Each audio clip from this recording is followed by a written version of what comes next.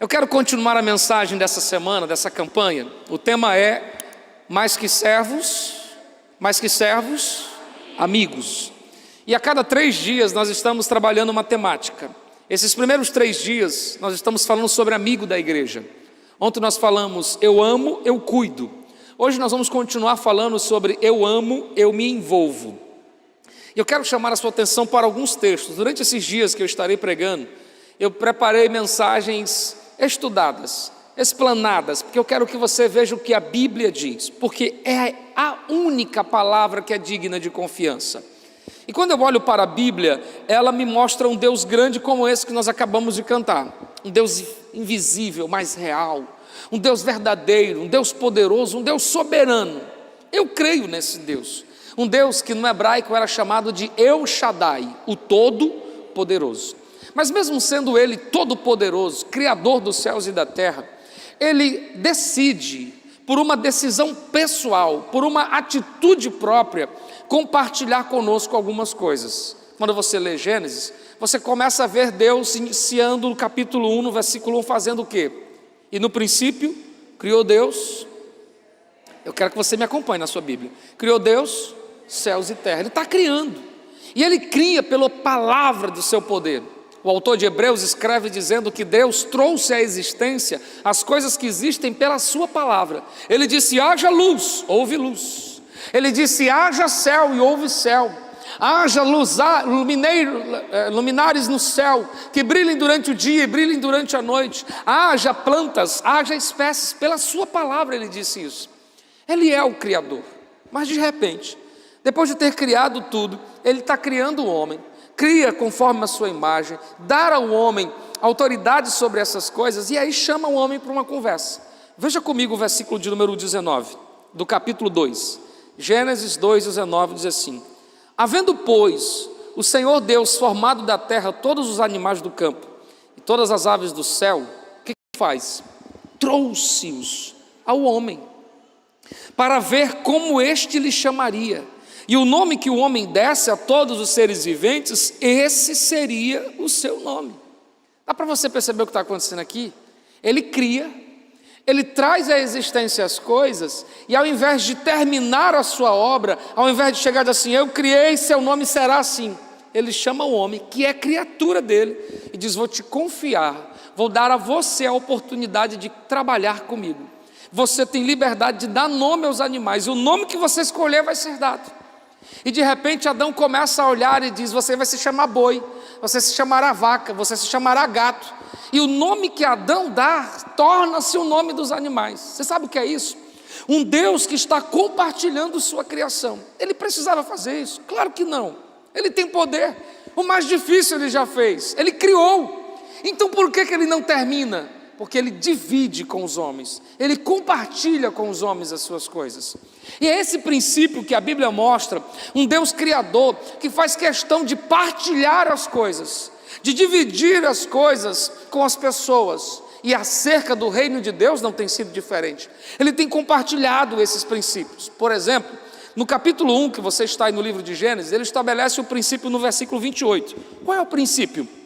Capítulo 1, versículo 28. E Deus os abençoou e lhe disse, sejam fecundos, multiplicai-vos e enchei. Ele agora abençoa o homem e estabelece a ele um princípio. Adão, está aqui Eva, te dou ela como sua esposa, vocês agora são marido e mulher, multipliquem-se, encham, povoem a terra.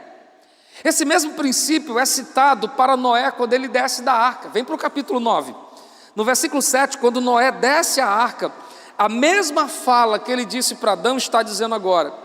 Capítulo 9, versículo 7. Sejam fecundos, multiplicai-vos, povoai e enchei toda a terra. É a mesma expressão. Deus está compartilhando com o homem o poder da multiplicação, um princípio de geração. Eu gerei você, você gera outras pessoas que geram e assim sucessivamente. É um princípio chamado de princípio de multiplicação. Esse princípio também é citado para Abraão, no capítulo 12 de Gênesis. Quando Deus o chama, chama com uma proposta, e a proposta nunca era para o Abraão individual, sempre foi para nações, toda a terra. O capítulo 12, o versículo de número 3 diz assim: e abençoarei os que te abençoarem, amaldiçoarei os que te amaldiçoarem, ponto e vírgula. Olha o que está escrito agora: e em ti, uma fala mais fácil, e através de ti serão benditas todas as famílias, toda a terra, todo mundo, porque o propósito de Deus nunca foi sempre foi multiplicação para a terra, para todos os povos da terra. Ele cria Adão e diz: se espalhe na terra. Ele chama Noé depois do dilúvio: se espalhe na terra. Chama Abraão e diz assim: quero abençoar a terra. E quando ele chama a igreja, o princípio é o mesmo. Em Mateus, no capítulo 28, vem comigo para o capítulo 28 de Mateus, ele está dando suas últimas palavras. Ele já morreu, já ressuscitou, está prestes a subir ao céu, e as suas últimas falas, ao pé do monte, ele diz, capítulo 28, versículo 19, leva a sua Bíblia para lá, se você não for bom de folhear, anota o texto para você ficar meditando nisso em casa. Capítulo 28, versículo 19 diz: ide, portanto, e fazei discípulos de todas as... Sabe o que Jesus está dizendo? O mesmo que disse para Abraão, o mesmo que disse para Noé, o mesmo que disse para Adão: o meu negócio é com toda a terra. Eu quero cuidar, eu quero trabalhar em toda a terra. Então se espalhem por todas as nações, alcance-os. Só que precisamos olhar um pouco mais para a Bíblia e perceber que o princípio de Deus, muitas das vezes, foi negligenciado. Ele chama o povo para a multiplicação e o povo não faz isso. Lá em Gênesis, que nós acabamos de ler agora, há um povo na proposta de contrariar o princípio de Deus. Deus tem um propósito para a terra, mas nasce um homem chamado Nimrod, e o capítulo 10 e 11 de Gênesis vai dizer que ele começa a conquistar o coração das pessoas para um propósito diferente do de Deus. E qual é o propósito? Vamos construir uma terra, vamos construir uma torre, para que ninguém mais saia daqui, e nós vamos construir essa torre que toca até os céus. Em outras palavras, está dizendo: ninguém se espalha, nós vamos ficar aqui, todo mundo aqui. E sabe qual foi o resultado dessa história? Deus precisou descer e confundir as línguas, porque Deus nunca queria que ficasse só ali, era para todas as nações. E agora, por contrariar um princípio da multiplicação, de alcançar a terra, confusão surge. E com a igreja também cometeu esse erro. O Deus que chamou a igreja para ir a todas as nações, está vendo a igreja enclausurada em Jerusalém. A igreja não sai para pregar só em Jerusalém, porque era muito bom, todo mundo junto, maravilha. Quem é que não queria estar num culto como aquele de Atos? Eles estão reunidos, o Espírito Santo está descendo, todo mundo vendo maravilha. Pedro indo para a igreja, tem um paralítico pedindo esmola, Pedro diz: levanta, o homem levanta, sai andando. Quem não queria estar naquela igreja? E porque eles não queriam sair dali, Atos capítulo 8, olha o que acontece. Surge uma tribulação, uma perseguição. E por causa dessa perseguição, a primeira coisa que eles fazem, capítulo 8, versículo de número 1. Naquele dia, levantando-se grande perseguição contra a igreja em Jerusalém, e todos, exceto os apóstolos, foram dispersos pelas regiões da Judéia e de Samaria. Ou seja, a igreja que não queria sair, teve que sair do mesmo jeito. Sabe aquela Babel que não queria sair, confundiu as línguas e se espalharam, nascendo nações por aí. O que eu quero dizer para você é que há um princípio, e quando esse princípio é quebrado, ele só gera perseguição e confusão. E se Deus tem o princípio, o que deve estar em mim é abraçar o princípio de Deus. Se eu amo Deus e quero estar no coração dele, eu preciso amar o que está dentro do coração dele. E qual é o propósito de Deus? Toda a terra. Nunca foi só eu, nunca foi só para mim, sempre foi através de mim outras pessoas. E esse propósito é vivenciado em dois textos que eu quero citar para você. Um está em Lucas, em João no capítulo 12, quando Jesus começa a contar a história do Antigo Testamento, e ele começa a falar de Isaías. Vem comigo para o capítulo 12 de João. João 12, e quando ele começa a falar de Isaías, ele diz uma revelação muito forte. No versículo 41, João 12 e versículo 41 diz assim: e isto disse Isaías: porque viu a glória dele e falou acerca dele. Essa simples expressão de Jesus remete ao episódio que se passa no capítulo 6. Isaías entrou na igreja, a glória de Deus encheu a igreja, o Senhor estava sentado no trono, e Isaías está vendo tudo isso. Quando ele está vendo a glória do Senhor, ele ouve uma voz no céu, e a voz do céu diz: a quem enviarei? E quem há de ir por nós? Sabe o que Isaías está vendo? Um diálogo no céu. O Pai, o Filho e o Espírito Santo estão conversando entre si. Quem há de ir por nós? Quem entre nós desce à terra para resgatar o homem? Isaías está tão envolvido com a glória, que ele entra no meio da conversa que não tem nada a ver com ele, porque a conversa é na eternidade.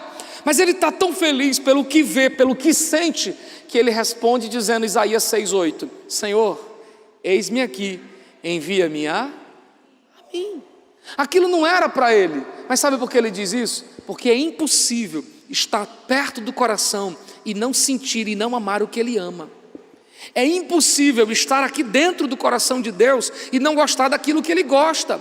E o propósito de Deus é uma igreja que se espalha, que alcança outras pessoas. E se o propósito de Deus é esse, quem é igreja deve se envolver com isso. Deve se envolver com o sentimento de servir ao Senhor. Deve se envolver com a proposta de doar seu tempo, sua vida, a gastar-se com Deus e nas coisas de Deus. E quando Isaías vê, ele fica tão feliz que ele diz, Senhor, eis-me aqui, manda a mim. Ele não tinha nem noção do que ele estava dizendo. Parecia o Joãozinho na salinha, quando a professora pergunta quanto é 2 mais 2, e o Joãozinho grita a mão e diz assim, eu sei professora. É ele dizendo. Sabe por que ele está dizendo isso? Porque ele está feliz demais com o que viu. Deixa eu te dizer uma coisa que está no Novo Testamento. Quando tentaram calar Pedro e disse, você está proibido de pregar e falar desse Jesus, ele responde dizendo o mesmo que Isaías sentiu: como posso deixar de falar do que tenho visto e ouvido? Você, mais do que ninguém, tem visto as mãos de Deus manifestado na sua vida. Você tem visto, tem vivido, tem ouvido, tem sentido. E por que você está calado? Por que você guarda isso para você? Por que você retém isso? Como se pudesse reter uma fonte dentro de um jarro. O resultado é que o jarro se esbagaça todo. Como a confusão em Babel e a perseguição em Atos, nós nos tornamos muitas das vezes em guerra, porque nós deixamos de viver esse propósito. Quando eu leio João capítulo 6, mesmo livro que você está, eu encontro outro relato que eu escrevi aqui, e no capítulo 6 desse texto, Jesus está pregando para uma multidão. Era uma multidão muito grande, 20.000 pessoas, entre homens, mulheres e crianças. E Jesus começa a pregar, e o sermão dele se alonga, e o povo está feliz, porque está ouvindo a mensagem de Jesus. E quando termina a mensagem, chega alguém para Jesus e diz assim, Senhor, deixa eu te dar um conselho, me desculpe dar um conselho para o Senhor. Diga, que foi, Felipe? Mande o povo embora. Já está ficando tarde, não tem nenhum que anda por aqui por perto. Daqui a pouco o povo vai ficar com fome, de noite ninguém anda por aí no deserto. Eu sei que sua mensagem está bom, o culto está bom, mande o povo para casa. Era tudo que Jesus queria ouvir. Jesus volta para Filipe e diz assim, faça o seguinte, dê vocês mesmos de comer o povo. Alimente o povo. Senhor, olha, eu vou te dar um conselho, Senhor, isso não vai dar certo não. Veja o que tem dentro de vocês. Eles começaram uma pesquisa entre eles. No meio da pesquisa, André chega para Jesus e diz assim, Senhor, nós precisávamos de 200 denários. Denário é o salário de um dia. Então é pegar a diária de um dia multiplicado por 200. Era quase que o dinheiro de um salário mínimo de um ano. E ele agora está dizendo, Senhor, nem que nós tivéssemos muito dinheiro, não tinha onde comprar para esse povo. Mas continuam procurando, e Jesus sentado, ensinando o povo, até que de repente, João no capítulo 6, sabe o que diz o versículo 9? Estava ali um rapaz, em outras versões um menino, e o que ele tinha? 5 pães e 2 peixinhos, era a merenda dele. Raciocina comigo, lá vai Pedro passando, eu vou dar nomes aqui, eu estou passando e diz assim, Ronaldo, na sua família aí o que tem aí? Rapaz, nós não trouxemos nada não, nós viemos aqui só assistir o culto, não trouxemos nada. Nica, e aí? Pastor só trouxe minha garrafinha de água. Reginaldo, tem alguma coisa? E aí do lado do Reginaldo está o Antônio José. Rapaz, só tem minha merenda. Ninguém trouxe, só tem a minha. Rapaz, se eu der para aqui, não vai dar para ninguém. Fica eles com fome e eu também. E aí eu vou passando e vou perguntando: Jacques, alguma coisa? Nadinha. Nada, o negócio aqui está feio, eu já estou com fome. De repente, o Antônio José levanta a mão e diz assim: pastor, eu tenho um pouco, mas o que eu tenho eu estou pronto para entregar. O Antônio José sabia que isso era pouco para 20 mil pessoas, mas ele decidiu entregar. Sabe por que ele faz isso? Porque quem ama se envolve, quem ama se doa, e nesse ato de se doar, revela uma das coisas que mais é difícil de se encontrar sendo citado na igreja. Eu já vi gente citando muitos versículos de Paulo: Filipenses 4,13, posso todas as coisas aquele que fortalece. Romanos 8,31, que se Deus é por nós, quem será contra nós? Romanos 12, culto racional. Eu posso ver muita gente citando coisas de Paulo, mas eu não encontro ninguém, até hoje eu não encontrei, gente citando Filipenses 1,23. Você sabe o que está escrito lá? Paulo diz assim: eu desejo partir e morar com Cristo, mas por causa de vós eu ficarei nessa terra para poder cuidar de vocês. Você sabe o que Paulo está dizendo? Gente, eu estou pronto para ir para o céu, isso é certeza de salvação, mas eu quero trabalhar aqui para cuidar de vocês, isso é serviço. Salvação e serviço ligado no coração de Paulo. E isso tem sido difícil. Primeiro, difícil encontrar as pessoas com certeza de salvação. Hoje tem gente que tem muito medo de morrer porque nem sabe para onde vai, e querer servir muito menos. E Paulo tinha as duas coisas, salvação e serviço, ligado a um só coração. Ele diz assim: eu estou desejando ir, mas por causa da necessidade eu vou ficar aqui para continuar servindo. Por que Paulo está fazendo isso? Porque Paulo sabe de onde ele tinha vindo.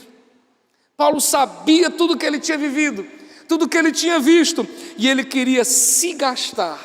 E como diz a canção, ele só tinha uma vida para queimar, e deixou ela queimar por amor a Deus. Todos nós devemos ser envolvidos nesse sentimento. Quando eu leio 1 Pedro, você pode abrir o capítulo 1, eu vejo Pedro trazendo uma revelação de que os anjos desejaram fazer aquilo que Deus resolve confiar a nós. No livro de 1 Pedro, capítulo 1, no versículo 12, a eles foi revelado, não para si mesmo, mas para vós outros, ministravam as coisas que agora vos foram anunciadas por aqueles que pelo Espírito Santo foi enviado do céu, vos pregaram o Evangelho, coisas essas que os anjos anelavam para escrutar. Sabe o que Pedro está dizendo? Deus deu a vocês o confiar, o partilhar da pregação do Evangelho. E sabe quem queria estar fazendo isso? Os anjos. Eram os anjos que queriam. E Deus disse assim: fica quieto, porque eu vou dar isso para a minha igreja. Parece o jardim do Éden. Eu fiz a terra, eu fiz os céus, eu fiz os animais. Fica quieto. Vem cá, Adão, dá nome para todo mundo. Deus compartilha a sua criação. Deus não precisa do Adriano. Deus não precisa da Carminha. Deus não precisa de você. Mas olha que privilégio. Mesmo sendo quem é, Ele compartilha com você a oportunidade de poder trabalhar ao lado dEle, de você servir a Ele. E diante de tudo isso, qual devia ser o nosso sentimento? De alegria, de pulo de alegria. Você viu o meu Senhor, que maravilha! Mas não. Sabe o que se encontra em nós? O mesmo que se encontrou em Noé, em Moisés. Em Êxodo 3, quando Deus apresenta-se para Moisés, diz: Moisés, vem cá, eu vou te enviar, o povo está sofrendo no Egito, eu ouvi a oração deles e eu vou levantar você para ser o libertador. É a primeira coisa que Moisés faz? Desculpas. É o que nós mais sabemos fazer. Irmãos, eu não sei como foi a conversa de Moisés com Deus, mas eu não sei, eu acho que Deus não deve ter ficado muito sossegado não. Se fosse eu, já tinha chutado Paulo a barraca. Porque ele vai conversar com Moisés e diz: Moisés, você vai lá no Egito libertar o povo. É Moisés lá de cá. Eu? Sem nem falar. Aí Deus diz assim: quem foi que fez a boca, moço? Não foi eu que fiz a boca? Faraó não vai me ouvir. Quem foi que fez o ouvido, rapaz? Não foi eu. Eu não tenho nem autoridade, nem poder. Bota a mão no peito, saiu leprosa. Tira de novo, fica curada. Joga a coisa no chão, vira a serpente. Está vendo que eu tenho poder? É, Senhor, mas eu sou pesado de língua. Eu acho que Deus deve ter se aborrecido assim: tá bom, rapaz, vou mandar Arão do teu lado para te ajudar, medroso. Porque, irmão, se fosse eu, na segunda vez eu já tinha desistido dele. Moisés está dando desculpas para Deus. É a mesma coisa que nós fazemos. Quais são as maiores desculpas que a gente encontra? Não tenho tempo. Não sei. Tenho medo de fazer errado. São só desculpas. Você acha que quando Deus chamou Moisés, Deus não sabia quem era Moisés? Você acha que quando Deus chamou a Pedro, não sabia quem era Pedro? Você acha que quando Deus chamou esse povo, não sabia das imperfeições? Quando Deus chamou você, você acha que Ele não sabe quem você é? Claro que Ele sabe. Ele sabe das suas imperfeições. E mesmo assim Ele chamou você. Mas eu não tenho tempo. Então você está vivendo uma vida totalmente errada. Porque como diz a frase do filósofo, viver sem tempo para servir, não serve nem para viver. Se você não tem tempo para gastar com Deus sua vida, você está fazendo o que com sua vida?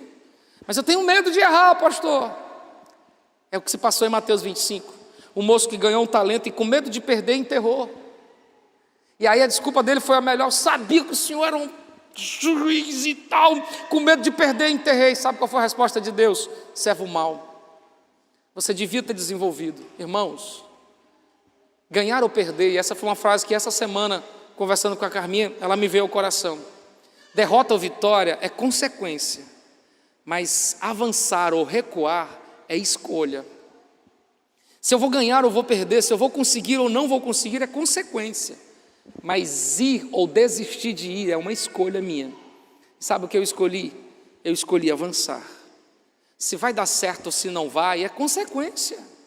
Não, mas eu tenho medo de errar. Eu também tenho. Só que essas desculpas não valem. Eu era jovem. Eu estava participando de um congresso. E vi pela primeira vez um relato de uma missionária na Argentina. Que Deus a chamou quando ela era uma criança, uma adolescente, melhor dizendo. E Deus a chamou, colocou sonhos e disse: eu te levarei às nações, farei de você um instrumento, vidas serão tocadas através das suas mãos. Só que ela disse: Senhor, eu sou muito criança, deixa eu crescer, deixa eu me formar, ter conhecimento. E ela mergulhou nos estudos e conseguiu se formar, e se envolveu tanto na vida, que novamente ela se esqueceu daquilo, e Deus traz à tona: tenho planos com você, chegou a hora de você ser instrumento nas minhas mãos. Senhor, eu casei recente, meu esposo não tem a mesma visão que eu, não tenho como ir, Senhor, deixa passar mais um tempo, construir minha família, formar meus filhos, e aí quando eles estiverem criados, família estabelecida, Senhor, vou te servir por toda a vida. Nasceram os meninos cresceram, nasceram os netos, filha, madura, cheia de conhecimento, com os filhos criados e casados. Oh Senhor, meus netinhos são tão lindos, queria tanto curtir a vida com eles. E a vida dela passou. E contava esse pastor que numa tarde de chuva, alguém bate insistentemente na porta do seu apartamento. Era alguém que vinha trazer uma mensagem para ela e diz: eu te chamei quando tu ainda era jovem, e você fugiu do que eu tinha para você. Vidas poderiam ter sido tocadas pelo toque de suas mãos, mas você decidiu viver aquém do meu chamado. Hoje teu tempo acabou e vidas serão cobradas das suas mãos. Ele saiu do apartamento. No outro dia encontraram ela morta. Ela deu uma parada cardíaca e morreu. Ela teve todo o tempo, mas ela tinha todas as desculpas. Ei, pare de ter desculpa. Você foi alcançado para alcançar. Você foi tocado para tocar. Você foi salvo para salvar.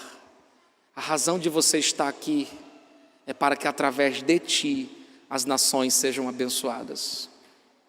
Nunca foi sobre nós, lembra da música que foi cantada agora?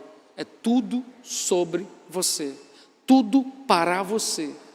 Nunca é para mim, só para mim, não. Pastor, mas eu já sou tão feliz por servir Jesus e eu vou para o céu. Eu creio. Mas se a salvação, se a vida com Jesus fosse só para ir para o céu, e é que eu posso dizer só porque já é uma expressão errada, mas se fosse só aceitar Jesus para ir para o céu, então você aceitava hoje e morria hoje para ir logo. Sabe por que você não foi? Porque a vida com Jesus não é só para o céu, é ir e levar outros. E você só leva outros quando você diz o que disse Isaías: eis-me aqui. Você só leva outros quando você faz o que fez o menino: tome os meus pães e peixinhos. É pouco, mas tudo entregue em suas mãos. Eu quero encerrar essa mensagem dizendo uma coisa para você. Chegou o tempo de você decidir se você se envolve ou não se envolve. Se você se gasta ou não se gasta. Mas uma coisa eu digo, o tempo está passando. Eu não sei quantos anos nos restam como igreja na terra, mas eu acredito não estar sendo muito atrevido no que eu penso. Nós somos a última igreja, porque está tão perto de Jesus voltar. E em Hebreus capítulo 12 diz que uma nuvem de testemunhas nos observa. Sabe quem são essas nuvens? Não são os demônios, são os do capítulo 11. A nuvem de testemunha é Paulo, que quando nós chegarmos no céu ele vai dizer: eu fiquei esperando que você fizesse alguma coisa, você não fez. É Pedro, é os homens de antigamente, e eles vão dizer: eu não tinha microfone, você tinha. Eu tinha que ir a pé, você tinha transporte. Eu não tinha como mandar uma mensagem para ninguém, eu tinha que escrever e mandar por outras pessoas. Você tinha redes sociais. Eu não tinha o conhecimento. Pedro vai dizer: eu nem sabia ler. Outros vão dizer das suas imperfeições, mas eles vão dizer: mas nós nos doamos. E o que vocês fizeram? O que vocês decidiram fazer? A nuvem de testemunha olhará para nós e perguntar: Adriano, o que você fez com a sua vida? E sabe o que eu quero ter o prazer de dizer? Senhor, eu a deixei queimar em teu altar, eu a entreguei ao teu serviço. Eu falhei, eu tropecei, eu não consegui o que era para ter conseguido, mas Senhor, eu não fugi, eu decidi viver e me envolver contigo. Então a palavra desse segundo dia, porque cada dia um tema está sendo trabalhado, e a palavra de hoje é: se você ama, se envolva. Se você ama o reino de Deus, se envolva com esse reino, porque Deus ama e se envolveu, e quem está aqui no coração de Deus deve sentir o que ele sentiu. Seja você instrumento de Deus. Eu vou orar contando a você uma experiência pessoal de um livro que eu li há muitos anos atrás, escrito por Tony Barnett. É um livro do século XVI. Eu estava no Maranhão visitando um pastor, e aí na biblioteca dele eu encontrei esse livro, e o título do livro é Há um Milagre em Sua Casa. E era a história de uma igreja no Texas, que orava por um avivamento, orava por crescimento, orava para que Deus levantasse pessoas. E Deus mostrou ao pastor o que está em 1 Reis, no capítulo 4, a história de uma viúva, que perdeu o marido e ficou cheia de dívida. E ela vem até o profeta e diz: eu não tenho nada. E o profeta diz: o que é que você tem em casa? E ela disse: eu só tenho uma botija.